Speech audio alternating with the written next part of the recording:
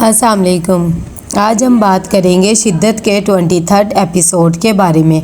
तो वीडियो शुरू करने से पहले हमारे चैनल को सब्सक्राइब कर लीजिए अगर अभी तक आपने नहीं किया, ताकि हमारी हर न्यू वीडियो आप तक पहुंच सके। यहाँ पर सुल्तान जैसे ही अपने खाने के लिए कहता है तभी इतनी देर में असरा उठती है और उसे आकर पास्ता बना के दे देती है। सुल्तान जब खाता है तो कहता है कि तुमने इतना ज़्यादा स्पाइसी कर दिया और सॉस भी इतनी ज़्यादा डाल दी है, तुम्हें पता है ना कि मैं इतना स्पाइसी नहीं खाता हूँ, अब क्या मैं यही खाऊँ। असरा बेचारी परेशान सी होती है और कहती है कि नहीं आप ये ना खाएं, मैं आपको दोबारा से बना के ला देती हूँ। एक दफ़ा बेचारी फिर जाती है और एक दूसरा पास्ता बना कर लाती है और कहती है कि ये खा के देख ले, आपको ठीक लग रहा है या नहीं लग रहा है। वो कहता है कि ठीक है।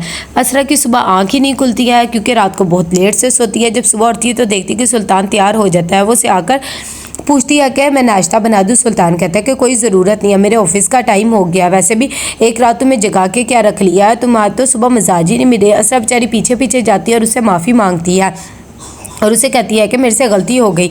ये सब कुछ हाला भी देख रही होती है। जब सुल्तान चला जाता है तो हाला कहती है कि भाई को आपसे इस तरह बात नहीं करनी चाहिए थी, वैसे भी तुम बहुत ज़्यादा बर्दाश्त करने लग गई हो और एक दिन ही तो लेट उठी हो, इसमें क्या बात हो गई। असरा कहती है कि नहीं ऐसी बात नहीं है, मेरी ही गलती है, मुझे अपनी जिम्मेदारी को पूरा करना चाहिए था, वैसे भी ये तुम्हारा भाई बहुत अच्छा है, बस मेरी ही गलती की वजह से ये सब हुआ है। यहाँ पर नौफल फिर से सुल्तान को मैसेज करता है और एक दफ़ा दोस्ती करने की फिर से कोशिश करता है, लेकिन सुल्तान बिल्कुल भी उसे भाव नहीं डालता और कहता है कि मैं आपको नहीं जानता हूँ, अगर आप मुझे नहीं बताएंगी कि आप कौन है तो मैं आपको ब्लॉक कर दूँगा। और वो उससे सीधे मुँह बात भी नहीं करता है।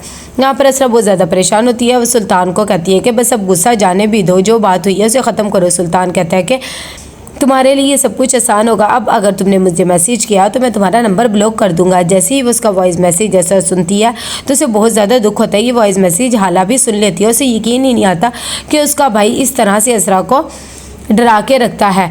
दूसरी तरफ यहाँ पर मन्नान ने अपने घर रेंट देने के लिए कहा होता है, तभी एक डीलर आता है और आकर इनकी डील करवा देता है। मन्नान उनसे पूछता है कि आप लोग शादीशुदा है ना, और वैसे भी मुझे किराया वगैरह सब वक्त पे चाहिए। ये सब चीज़ें देखकर जुनेद कहता है कि आपको बिल्कुल भी परेशान होने की ज़रूरत नहीं है, जो आप लोग की डिमांड्स है मैं सारी पूरी कर दूंगा, और बस हम मियाँ बीवी को ऐसा ही कोई घर चाहिए था, इसीलिए हम यहाँ पर आए हैं।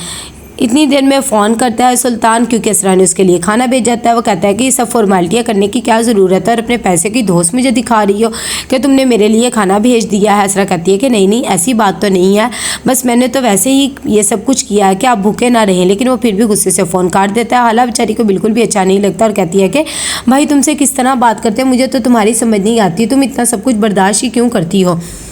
दूसरी तरफ यहाँ पर जैसे ही आलियाना शूटिंग कर रही होती है, सुल्तान भी उसी हाल में आ जाता है और उस होटल में जाकर वो शूटिंग वगैरह देखता है। उसे बिल्कुल भी अच्छा नहीं लगता है। जिस होटल में सुल्तान आता है उसी होटल में सरवत भी आ जाती है अपनी फ्रेंड्स के साथ, और वो लोग काफ़ी दिनों से नहीं मिले होते, तो कहते हैं कि आज मिलके कुछ खा पी लेंगे। कि इतनी देर में सुल्तान उस लड़की के साथ फ्लर्ट कर रहा होता है और उसे कहता है कि तुम्हें पता ना कि मैं तुम्हारे साथ कितना सिंसियर हूँ। जैसे वो दोनों नीचे आ जाते हैं कि वहाँ पर सरवत भी अपना ऑर्डर दे रही होती है, और जैसी ऑर्डर देकर हटती है कि उसकी एकदम नज़र पड़ती है और सुल्तान को उस लड़की के साथ देखकर परेशान सी हो जाती है कि ये सुल्तान किसके साथ है और मेरी बेटी के साथ ये ऐसे कैसे कर सकता है। सुल्तान फिर से उसके साथ फ्लर्ट कर रहा होता है और उसे कहता है कि ऐसे करेंगे, बाहर से ही कुछ खा पी लेंगे। ये चीज़ का पता लगाने के लिए असरा की अम्मी नीचे आती है और आकर वहाँ के मैनेजर से पूछती है कि ऊपर तो रूम्स है, क्या अभी भी यही है। तभी उनका मैनेजर बताता है कि हाँ जी यही सिस्टम है। ये बात सुनकर उसे परेशानी हो जाती है कि सुल्तान रूम में क्या कर रहा था उस लड़की के साथ। खैर वो खामोश हो जाती है और कुछ भी नहीं कहती है और आकर अपनी दोस्तों को कहती है कि मेरी तबीयत बिल्कुल भी ठीक नहीं है, ऐसे करो आप लोग इंजॉय करो, मैं फिर किसी दिन आप लोग को ज्वाइन कर लूँगी। और ख़ुद वहाँ से चली जाती है फ़ौरन असरा के घर। जैसी असरा के घर जाती है तलत उसे मिलती है और खुश हो जाती है और कहती है कि आपने तो कितने दिनों बाद चक्कर लगाया है। इतनी देर में असरा की माँ अपनी बेटी से मिलती है और आकर कहती है कि मुझे तुम्हारी बहुत ज़्यादा याद आ रही थी, इसीलिए सोचा तुमसे आकर मिल लूँ। असरा भी अपनी अम्मी से मिलकर बहुत ज़्यादा खुश हो जाती है और कहती है कि मैं भी आपके लिए फ्रेश जूस बना के लाती हूँ। लेकिन तलत कहती है कि तुम बैठो, मैं खुद ही बना लूँगी। यहाँ पर सरवर बहुत ज़्यादा परेशान हो जाती है और वो कहती है कि तुम मुझे बताओ तुम खुश तो हो ना। बस इसीलिए मैं तुम्हें ये देखने आई थी।